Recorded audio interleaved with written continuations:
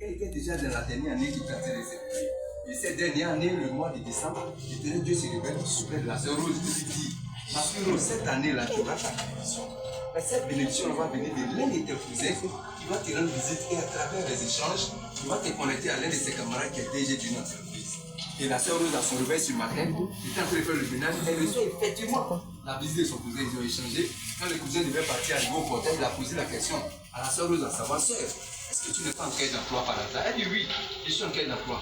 Mais il dit, mais comment tu sais cela? Il dit, à l'instant, ça m'a venu de poser la question. Il dit, voilà la troisième année, mais je ne gagne pas de travail. Après 3 ans, voilà. Il dit, mais ça tombe bien, j'ai l'un de mes camarades qui est DG d'une entreprise. Donc, rassemble tes dossiers, je vais l'appeler, prendre le rendez-vous pour toi. Dis-moi aux environs de 9h, tu vas te présenter à son bureau. Je pense qu'il va trouver quelque chose pour toi. La sœur Rose était contente, elle a chanté, béni le nom de Dieu qu'au petit matin. Elle a rassemblé ses dossiers pour se rendre au plateau, le rendez-vous de 9h. Compte tenu des embouteillages, la sœur Rose a mis 30 minutes de retard par rapport au rendez-vous de 9h. Donc le DG à son bureau s'est dit, comme elle a passé déjà 30 minutes de retard, il va pratiquement faire une course en bas et espérer la recevoir au plus tard à 10h. Donc le DG sort de son bureau, la jeune sorcière aussi, elle est descendue de l'ascenseur. Les deux, en se dépassant dans le couloir, se sont touchés d'épaule. Quand ils se sont touchés d'épaule, la jeune sœur Rose n'a pas digéré le geste. Elle a commencé à engueuler le DG. Quand vous marchez, vous m'arrêtez devant vous. Quelles sont ces manières-là? Le DG a eu honte dans le couloir, il avait la tête abaissée. Il a pris son couloir, il a remis la tête.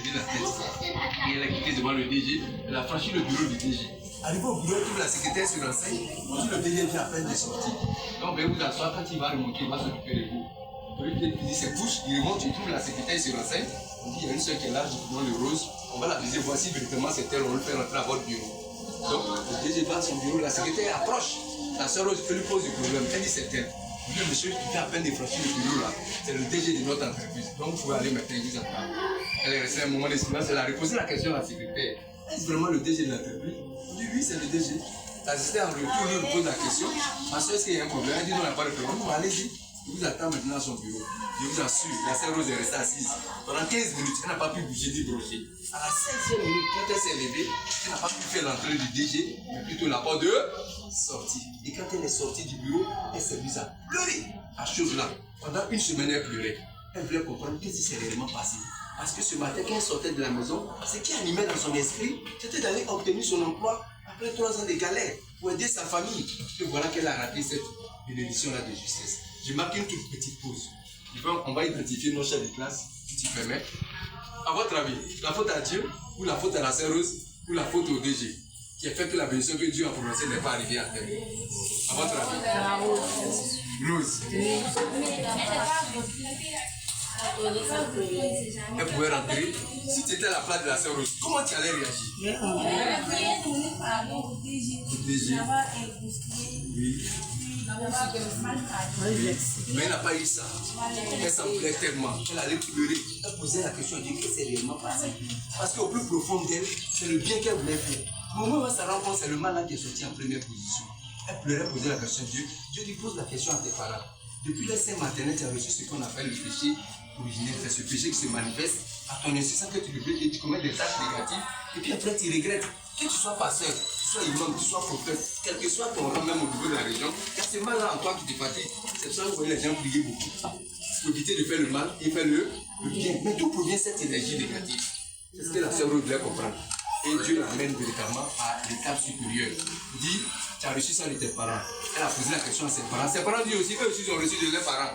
Donc c'est renseigné des parents, on a trouvé deux premiers ancêtres. Selon la Bible, qui le connaît? Adam et Ève, et dans le Coran.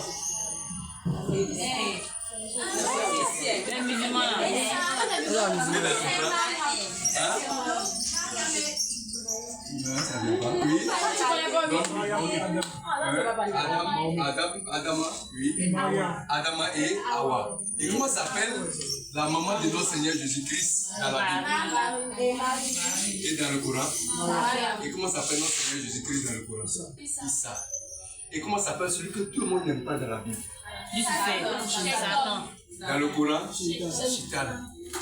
Il s'appelle aussi Iblis. La sœur Rose devait comprendre et à chaque fois Dieu l'a mené à une révélation. Quel est le plus vieux métier au monde? C'est là son chef de classe. La prostitution. Donc, on te prend chef de classe. Nous sommes en quelle classe ici? Terminale. Donc, tu es notre chef de classe. C'est bon? Ok. Chef Lama. Ça, je voulais comprendre beaucoup de choses. À chaque fois que Dieu amenait une révélation, Adam et Ève, quand on parle de conscience, ils ont fait quoi concrètement? Parce que nous tous on ne comprend pas bien français, il faut décortiquer un peu. Ça, c'est le chef de classe. Oui. L'impudicité, le mot impudicité, c'est lourd. Il faut expliquer. Oui. Comment tu peux expliquer? Oui. Tu peux dire. J'ai eu des rapports sous-chef. Il faut ovationner pour sous-chef. J'ai eu des rapports sexuels. Et ça fatigue un peu, les rapports sexuels. On dit Adam et Ève, ils étaient nus et puis il avait peur. Et quand on a fini de manger le fruit défendu là,